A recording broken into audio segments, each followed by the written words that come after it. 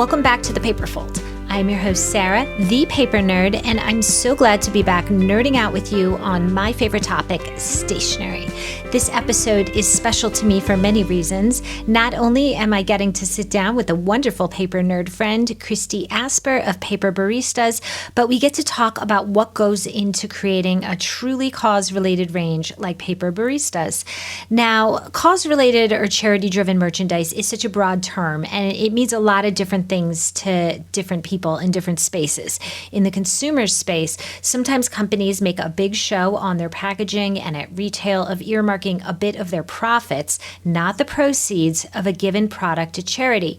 This is a really fashionable practice these days, and it's really obvious during, say, October, National Breast Cancer Month. Walk into any store and there is so much pink, it's unbelievable that breast cancer has not been completely eradicated off the face of this earth. But Paper Baristas is not just about giving lip service to a cause du jour. Founded by Christy and her husband, Jon Marc, in 2019, this fair trade stationery company has a mission to end human trafficking and modern-day slavery, one beautiful sheet of upcycled paper at a time. Paper Baristas literally gives new life to people who have been victims of sex trafficking, paying them living wages as they promote sustainability with their recycled, biodegradable, and pollution-free paper they also rescue, in this case, from landfills. Doing so much good, however, is not easy. Logistically speaking, this is so much more involved than simply designing a card and sending it off to the printer.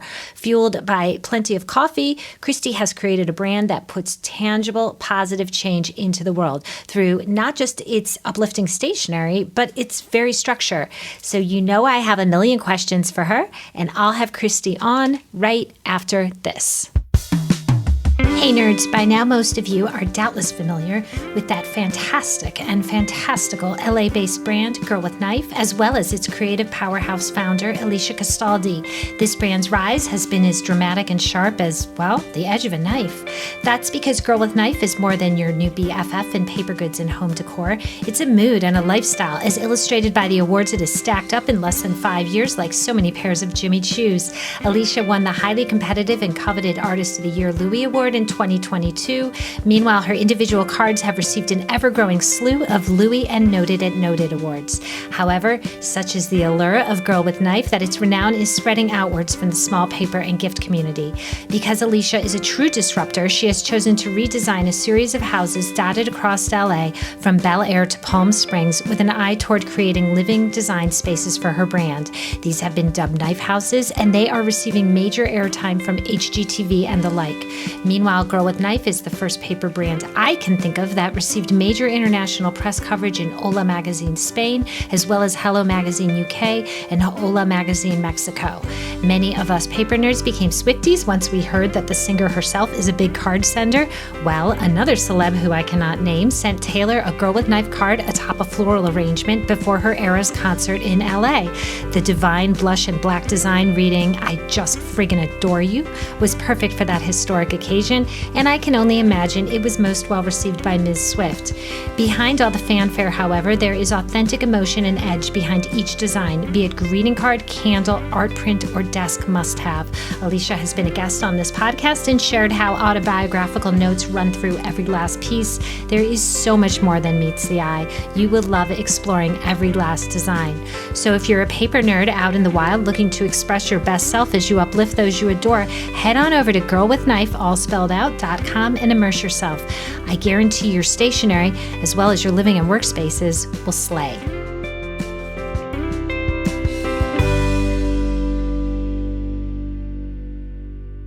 Christy, welcome to the Paper Fold.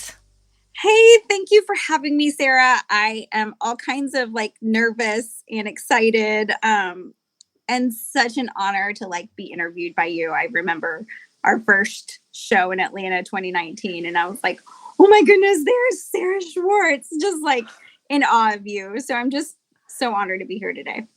Oh my gosh. Well, thank you. The honor is all mine. So your artisanal stationery range had a really lofty ambition out of the gate. And I noticed that from the very first time I saw you in 2019.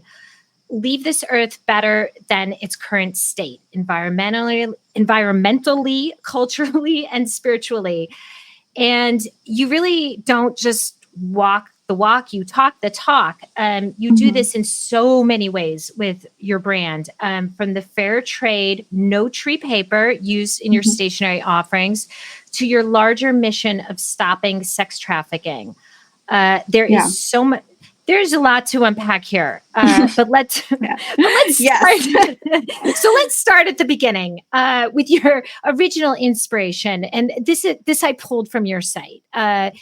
Your Jon Marc, who is your husband and business partner, right, and printer and janitor and all the things, right?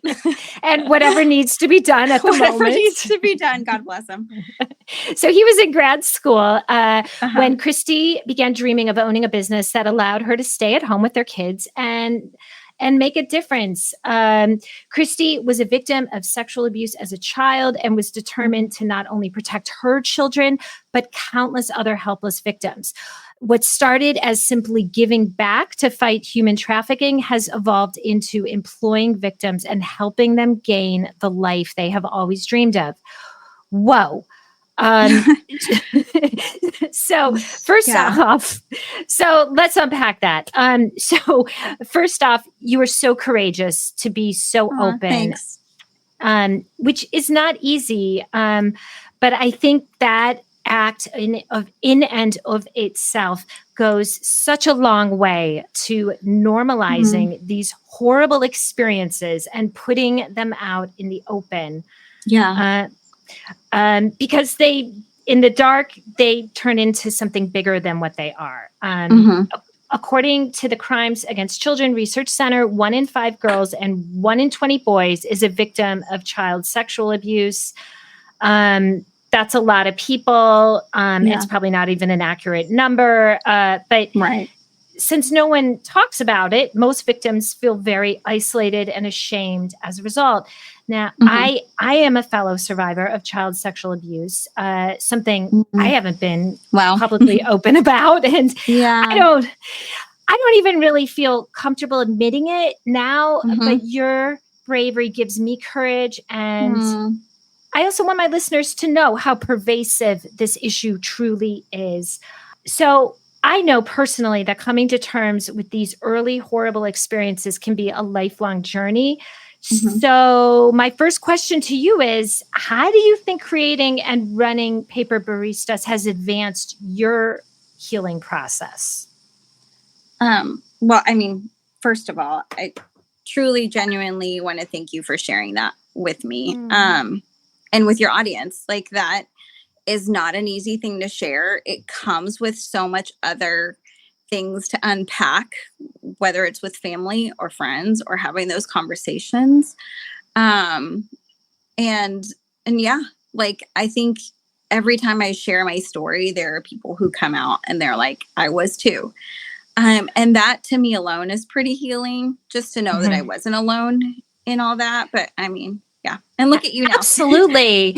Well, your bravery spurs people to, have that process where they're like, hey, maybe I went through something similar and maybe I've been sort of responding to it incorrectly. And maybe talking about it will, or connecting with it in some way will kind of like help me navigate it.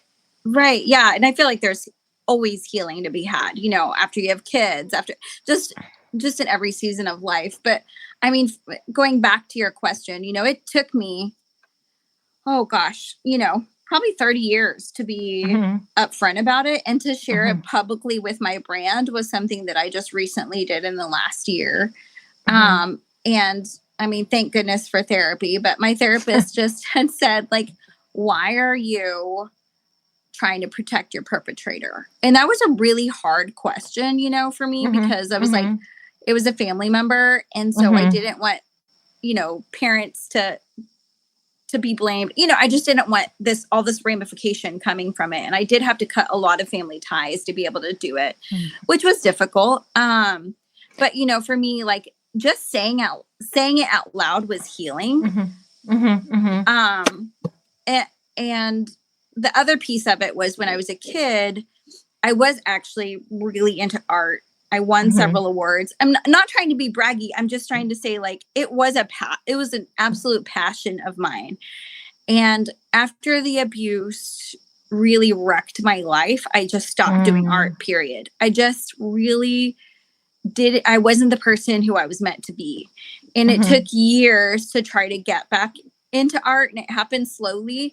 And so, and even now, like I hire artists and I know like I can do a lot of this stuff, but it's like, there's just something in me that can't fully go there. So anytime I draw, anytime I do things, just for me, it's part of that healing process for sure. Sure. I mean, as a creative, I think, being creative, putting something out into the world just helps me process whatever it is that I need to process. It's not always easy, but like it does kind of help you navigate it. And, art is connecting with yourself, is expressing yourself. So if something is askew, in that process, like, it's going to be some dark art. Right. But you need to work through it. You'll work through it. Work through it. Hey nerds, it is once again that time to shout out my fabulous sponsor, Kitty Meow Boutique, as well as the amazing creative community its founder, Catherine Hildner, has built around her. This Chicago force of nature is a modern-day Renaissance woman, as you'll shortly learn.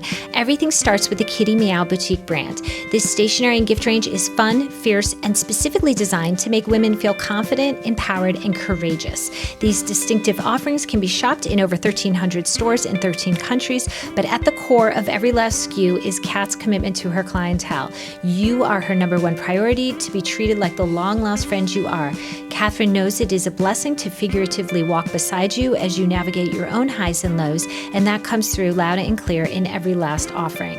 Speaking of which, get ready for a slew of new Kitty Meow Boutique releases. Kat is getting ready to release a ton of new stickers, candles, gift bags, and keychains. So while KMB greeting cards perfectly accessorize every last moment in a woman's life, from that new baby to a new work partnership and everything in between, these offerings in other categories allow you to truly put your personality out there. I often refer to stickers as greeting cards to the world. Well, so are candles, gift bags, and keychains. It's never been easier for your personality to truly shine with style, seasoned with the occasional snark, of course. But Catherine doesn't just talk the empowerment talk, she lives it. Just as she puts her stationery customers first, when a maker takes part in KMB education offerings, her focus is on growing and even scaling that brand, just like it was her own. Through a variety of course offerings, Kat figuratively walks alongside her clients as they build and grow their businesses. In today's tough economic climate, even a little mistake can really cost you. Kat uses her hard-won experience gained in the stationery trenches to help you navigate every last up and down, master your online business, increase sales, and boost your business confidence along the way to boot.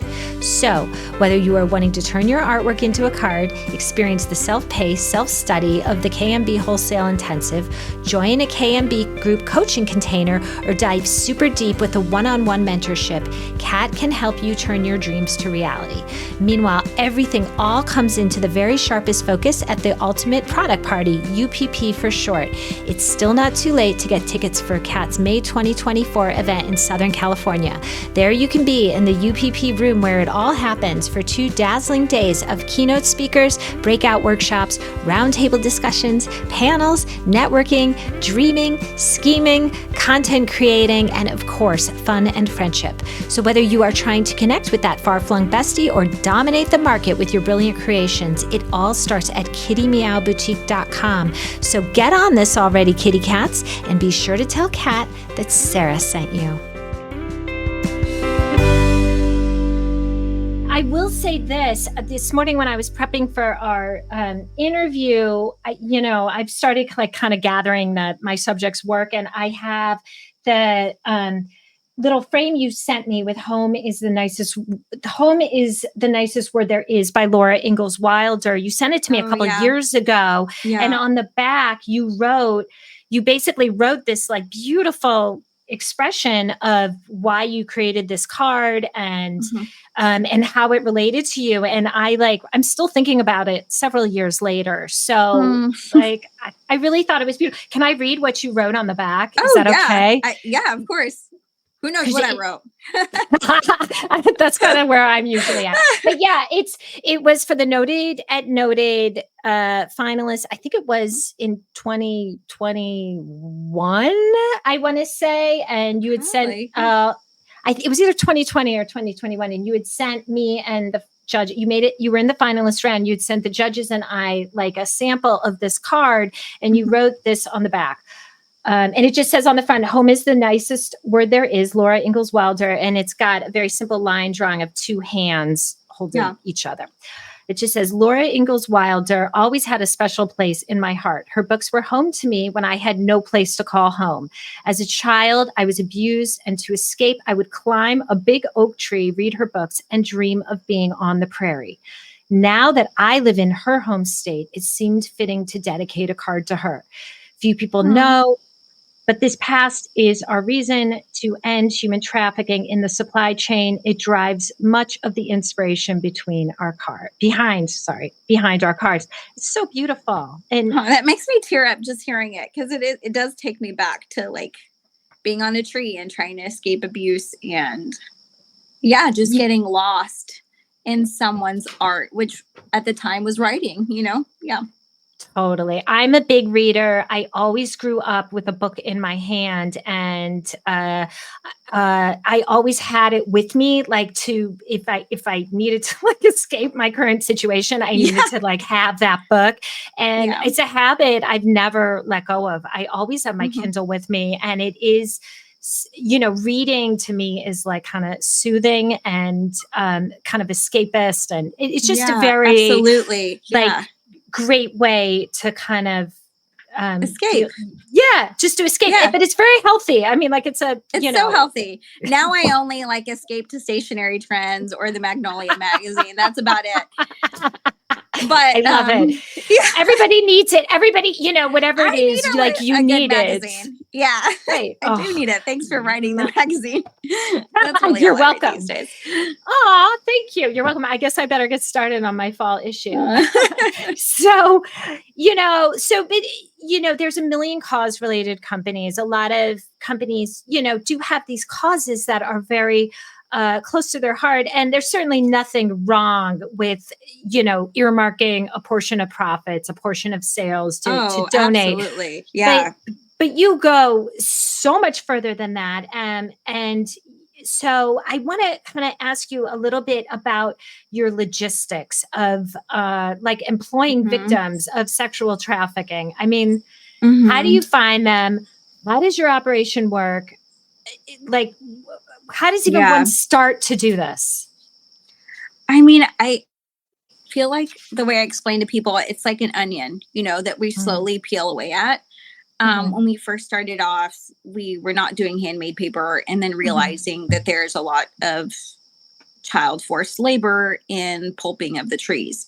And so then we switched over to handmade paper, and then realizing that like a majority of handmade paper is in India. Well, there's so much slavery there because of the caste system.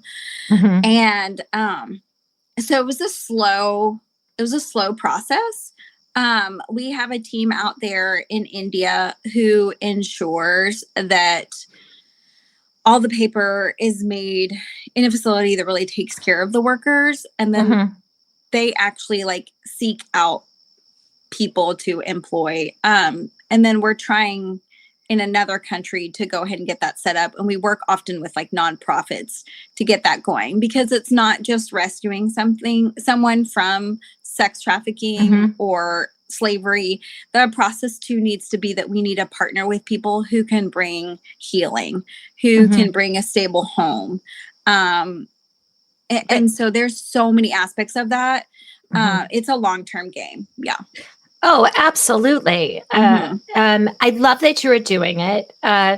When I last saw you in person in San Francisco this past spring, it noted, You were considering buying a plant in Mexico, Yeah. I think. Okay, Yeah. so how's that going? So how's I mean, all it that was working out? interesting. Yeah, right after Noted in San Francisco, which I love Noted, so here's a little plug for it. Sign up for it. Um, Yay! we went down to the border. So we met with another paper making manufacturer, and we're thinking about partnering with them to set up a plant there in Mexico. We had met someone through a church speaking engagement who's like a missionary out there and working towards fighting sex trafficking. And that's what got me the idea of going to Mexico. So he actually lives in Mexico. He was also a victim himself.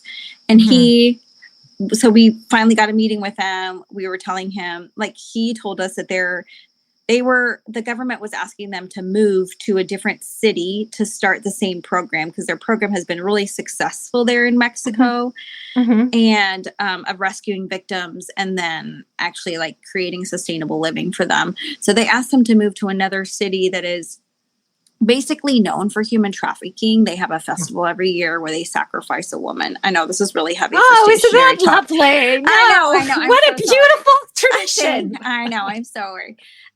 So we just felt so so basically every city in Mexico is known for a different artisan trade, and this town is only known for sex trafficking. And so what we want to do is we want to go into that city and revitalize that city and have it be known for a trade like paper making.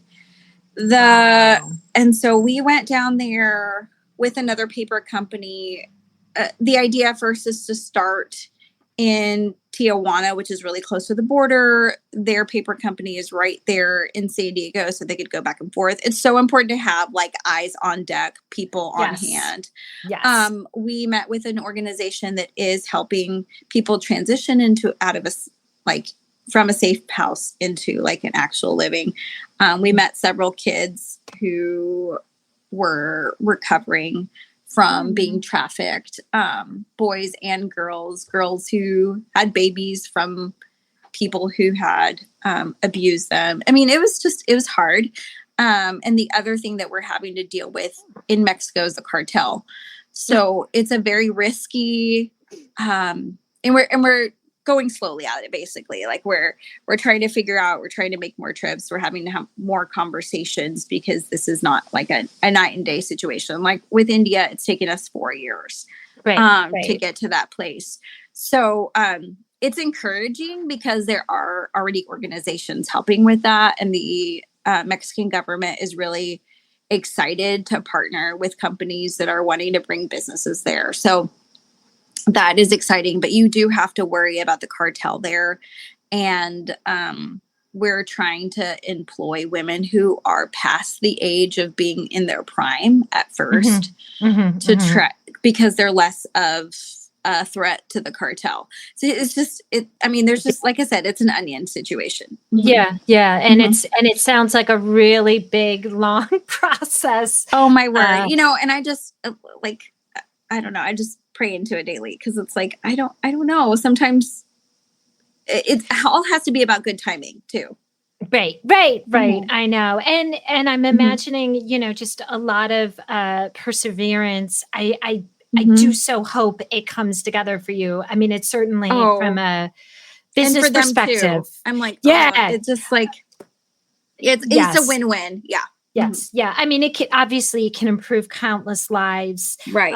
And enable you to keep doing what you do. I mean, it's easier for you to deal with Mexico from Iowa, I would assume, than India. So absolutely. And I'm fluent in the language, so that helps. Just small things like that. I mean, we'll keep the India situation going just because we have great relationships. But COVID has really taught us for a while that it's just difficult. Even in order for us to be fair trade, it means that we need to treat our employees fairly. And so that means that no one's working around the clock, especially when there's COVID, but they're still getting paid. So there's just like that component where COVID really rocked us, where we've been wanting to launch just selling paper, but that's taken a while because all we can supply is like our own greeting cards. So look, I mean, running a business ethically and in this day and age is so difficult. It is. So I admire you guys for even trying to do it. Definitely trying. Yeah. So, speaking of which, every last Paper Baristas product is sustainable, made of your pollution-free fair trade paper, as you mentioned, of upcycled cotton. So when a consumer chooses your product, you can't see me, but I have your weekly blend to-go planner in my hand. They are truly choosing one that supports the environment in ways most of its counterparts do not. And I would imagine also that since much of your product is letterpressed, another process done by hand, then that this must drive up the price of the product even more. Am I right? I mean, it certainly does. Fair trade means that a majority of like 70% of your products needs to be made in a third world country, and that they're not. For us, it's not just a sustainable wage for that country, but it's a sustainable wage for us as well. Does that make sense? Like, we want to pay above just the standard minimum. And so, yeah, it does affect the cost. I would say that, and that too, we're like, nobody is as stupid as we are to do what we're doing. No, that's not really carved a niche here. But it is probably like 3 times as much as a normal greeting card for us to manufacture. And that's always like a difficult pill to swallow. We could never have letterpressed it, outsourced letterpressing. So we have like 3 presses in our third garage. So we press it ourselves. So that kind of helps bring down the cost. We take anything. So when we take that cotton, that upcycled cotton, we literally, India is known for the garment industry because of the slavery involved in there. So a lot of textile products are made in India now for consumers. And so when that cotton gets tossed out, we take that cotton and we refurbish it. So the cost of material isn't bad. It's just like the wages, the labor, and it takes a long time. But, I think the other thing too is we wanted, in the back of my head, I always wanted people for that not to be a barrier for like, if it was like between, and I think we live in very specific times where that you're having to look at that, right? But like, if they had to pick between, fair trade and non-fair trade, and it's $1 difference, I mean, I get it. Like sometimes I want to buy organic food, but it's more expensive and I'm on a budget. So we really wanted it to still be attainable. So at the end of the day, we buy into that cost. We feel like so we remain really competitive with everyone else. And that just means our margins are less, and we're okay with that. Yeah. I mean, technically you were saving these shards from a dump. You're just basically taking something that would be waste and making something beautiful and functional out of it. And so, the customer is helping to support that process. And I mean, like, obviously it resonates. I know you're in anthropology. We were so excited about that. Yay! What's in that? What did you send? We have Oh Happy Day card, and we just sent in a Joy to the World. And we literally, every store is important to us, right? Any small from big store, but I've never in a million years ever thought I would ever have a product that's in a mall. I know maybe that's the 90s child in me that used to go to the mall and hang out.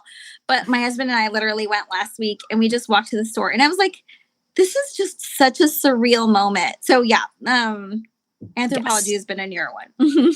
Yeah. Well, congratulations. Anthropology is a special it's a special plateau, I think, for a lot of makers to hit. It's certainly a fantastic, shopping experience. And your product is the type of product that those customers appreciate and, understand that, hey, I'm saving this from the garbage can, I'm saving this paper from the garbage can, and it's going to help me organize myself. Right.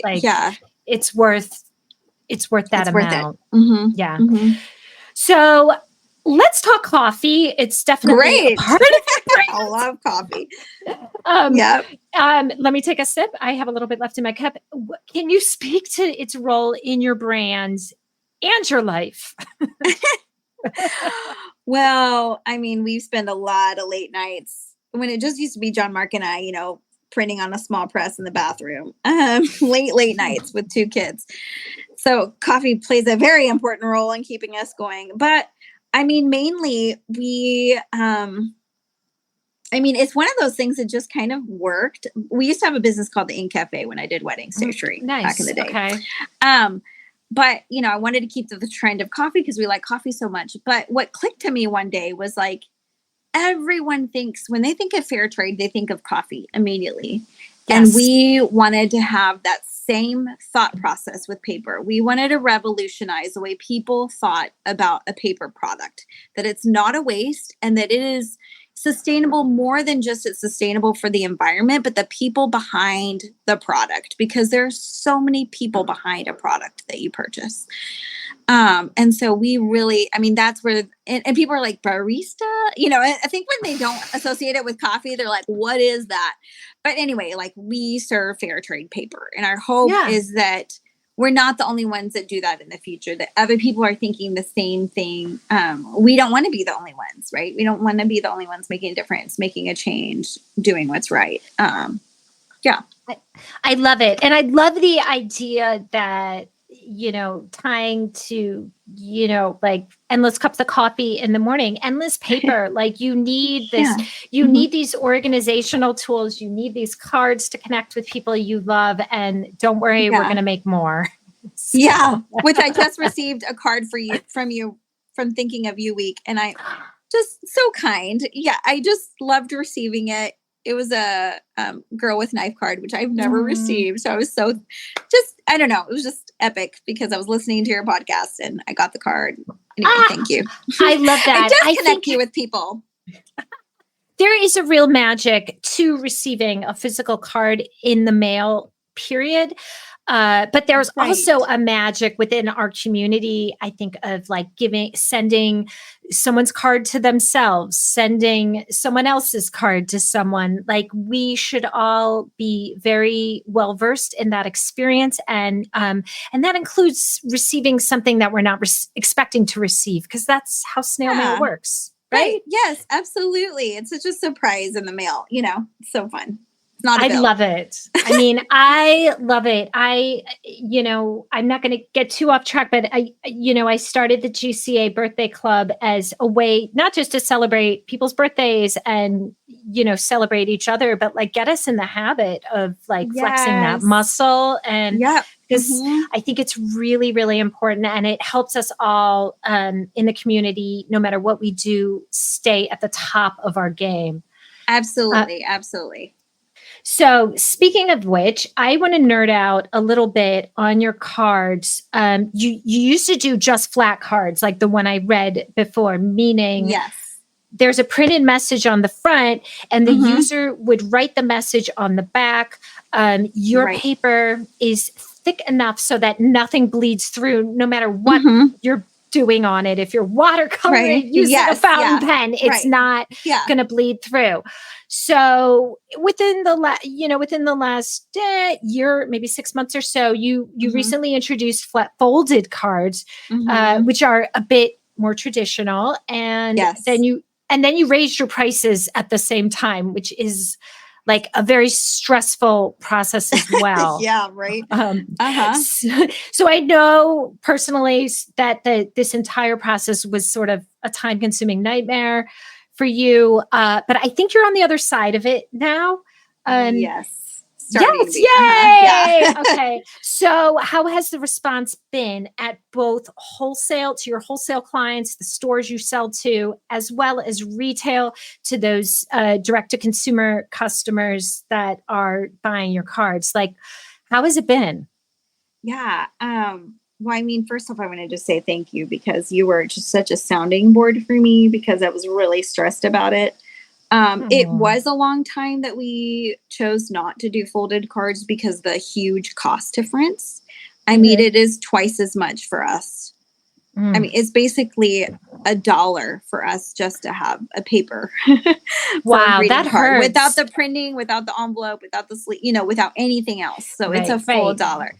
And so And you're already paying Yeah. your labor more than a fair Right. price. So like at a Right. certain point, you can only drive the wholesale up so much before So- it doesn't, your margins doesn't are sell, nothing right. and you can't make it work.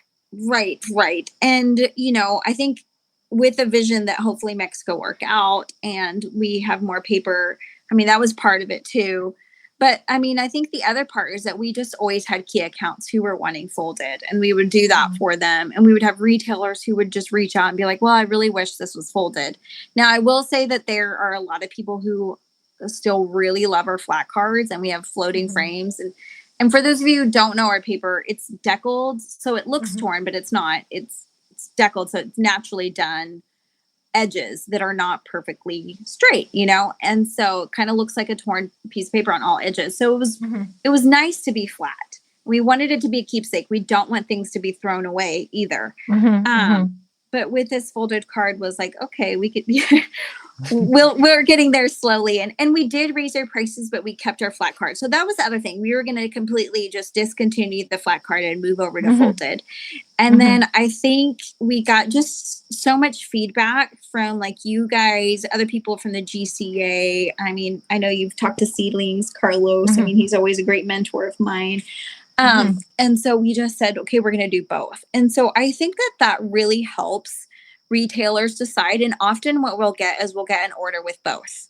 So we'll get some of like the folded cards and some of the flat cards. And I think that allows them to still keep a good range. So our flat cards haven't changed in price. But our folded cards are 50 cents more. So Okay. Yeah. So I think that helps. Yeah, I think over time it'll be interesting to see how it plays out, to see if those retailers are, I still have customers who like the flat cards, but now I'm getting new customers who like your folded cards as well. Yeah, absolutely. Yeah. And that's been fun. Like I'm so excited about that in the process of just being able to do that for retailers. We just want to really, especially like our mom and pop shops really have a pulse on what the customers want. And all of I don't know if you know, all of the ladies that work for us are retired. And so they just don't understand the flat card. So they were our biggest like cheerleaders, like finally a folded card. Now I know what to do with it. So it's been great. Right. I love it. And I love that you have something for everyone. And I think you can I think as time goes on and the dust sort of settles a bit, you will be able to take them both in different directions. Oh, that's I think I think the flat card format, for example, for you could succeed if you like belly banded them in a box of 6 with the envelope, you could go in that direction, and those customers might respond to that in a way that like the box folded note customers might not. Absolutely. And we've seen some of that success with our box sets because I mean, we do flat cards with our box Christmas sets and all holidays, and they do really well. So that is definitely the direction we want to go in. Good. You're already on it. No. I'm taking notes here, Sarah. I'm like, you are. Yes, that is the next direction. I would love to see that though. Like, if a lot of people think of flat cards as a little more masculine. So, and men have very different card buying habits, I think, than women. So maybe that's something worth investigating. Absolutely. In fact, when we first started and we weren't doing this at all, very different direction we're taking. We wanted just to create cards for men. So I do have that tendency where I am a little less pinkish, feminine. I'm a little bit more subtle. Right. And since your partner is your husband, he's going to understand a little bit more about that market. Organically. Absolutely. Yeah. I mean, I think men gravitate towards texture. I mean, everyone does, right? But the texture of the paper really draws them in when we've gone to in-person shows. Yeah. Right. And there's also something I think about the flat card, like mentally, it feels like less of a I have to fill this space up. Like there's something psychological there where it feels a little more approachable. Yeah. And that's where our younger consumers prefer the flat card versus what we're seeing, as we launched it. Yeah. Mm-hmm. It's so interesting. Like Yeah. I could nerd out on the difference between flat cards and folded cards for hours. I just think it's so fascinating. But same. So anyway, finally, I just love that you are such an experimenter in our conversations. You're always like thinking of this and trying this out and doing that, and wondering about this. So I would love to close with a glimpse into any other products or product categories that you are thinking of that you're willing to share. Yeah, I'm always an open book. So our main goal in sustainability has always been the people behind it. And I know people have a different definition of sustainability. A lot of people think of the environment. I often think of the people behind it, creating a sustainable wage for them.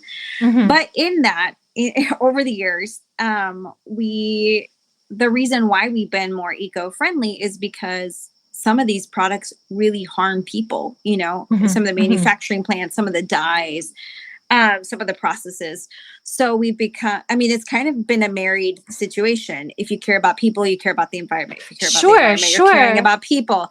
And so we've really decided, I try to really have honed in on what our brand is. And that has taken a lot of years. And I don't know if we've gotten it right yet. But so our products are expanding to really being super earth friendly.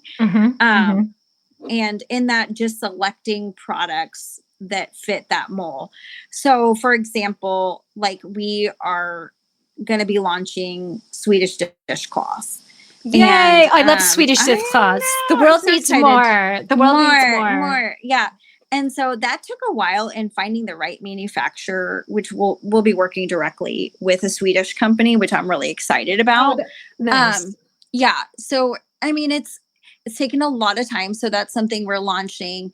And we're looking at just a whole other slew of eco-friendly products. We're even looking at having different wrapping paper that is very eco-friendly, more tissue paper that is biodegradable, is acid free, just things along those lines, but also products too that fit along that. So breaking more into household goods per se. I love it. So yeah, we'll figure out all that. We're doing it slowly, but yeah. Yeah. The line between, desk and home is becoming more and more blurry every day. I think it makes great sense for an expansion for you. And I think retailers will be able to make really fun vignettes and have a lot of fun with that category and that idea too. So absolutely, because there's so much that we could be doing, reusable straws. For us being eco-friendly and fair trade does not mean we're being crafty. Not that we love crafty things, but we want it to look also really, really sharp. And so that's our goal in the products that we're rolling out. Stickers, we really try to shy away from. We have a few, and we've really people are always you should make more stickers, but it really for us is not an environmentally friendly thing. And so it's we try to, anyway, we're trying to stay in our lane. Right. I think that's great. And I think that there's a real, there's just a real value in looking at market trends, and not everyone is for you. You don't have to jump on this sticker bandwagon. If it's not a good fit for our brand and our process, then, maybe the next big lifestyle trend will be a better fit. So yeah, absolutely. Absolutely. And that's crushing my girls though, because they love stickers. I know. And I do think it's amazing that not only are you doing all this, but you're raising, you're running a house, you're raising a family, you have 2 little girls. I know your girls are young. How remind me what grades are they? What grades are they? They are, Pearl just started first grade. She is 6 going on 16, and Ruby is all the sass with 4 years old. So she's in preschool this year. But I love how we always exchange stories, because I feel being a mom is like never ending. So I'm like, I can already see the teen years. So I'm always gleaming on you like, so what's it like? I know you have one more year left before she goes to college. Yes. Well, Pearl and Ruby are great names. Veronica, yes, she's a senior. Last night, last night, Rick and I were like, you have to apply to less than 20 colleges. I'm sorry. Like, she's down, very she's very ambitious. Yeah. And they have like little fees, right? Just to apply. Like it's totally. It's everything. You will be nickeled and dimed to death. We want her to end up in a good place. And she's very ambitious. She's applying for 1 million scholarships. Last night, she asked me to help her like film this video that for this NASA scholarship. She's a STEM girl. And like, I love that. I was not going to win Mother of the Year, though, because every time she started talking, I started laughing and she was getting really mad at me. I'm like, oh my gosh, I'm getting revenge for like all the times that she came in my office and started talking to me while I was on a conference call. Like it's totally karmic, but it's fun. I think every age is sort of an adventure. It's a little sad that she's leaving soon. But at the same time, like she's exactly like I was at that age. She cannot get out of this town fast enough. And so I know. How can I not respect that? Yeah, that means you've done a good job. Right. So enjoy your girls before the wanderlust kicks in. That would be man. I think it's already happening. Anyway, Christy, this was such a treat. I cannot thank you enough for coming by. And this was our third attempt at having you here. The first time I had COVID, the second time I lost power. And even this recording, this was our second recording because like the site was being wonky. So I know, third time's a charm, but it really has. Yeah, I mean, it just really has been such an honor. Really, truly, Sarah. Like, I don't know if people out there know how much you give to the stationery community, but you are like constantly giving. You're in the greeting card association. You constantly give feedback. You're our biggest cheerleader. So if anything, like I just want to say thank you so much for everything you do for us. Thanks for having me Christy. Thank you. It's my pleasure. Thank you so much, Christy, for finally coming on the Paperfold. It took a few tries, but I'm so glad it happened. I'm so in awe of all you are doing and so proud to call you my friend. Finally, thank you for listening. Of course, feel free to give me a 5-star rating and review if you are so inclined. The Paperfold is proud to be a member of the Evergreen Podcast Network. To learn more about this dynamic community, please visit evergreenpodcast.com. Thank you so much, nerds. Please stay safe out there.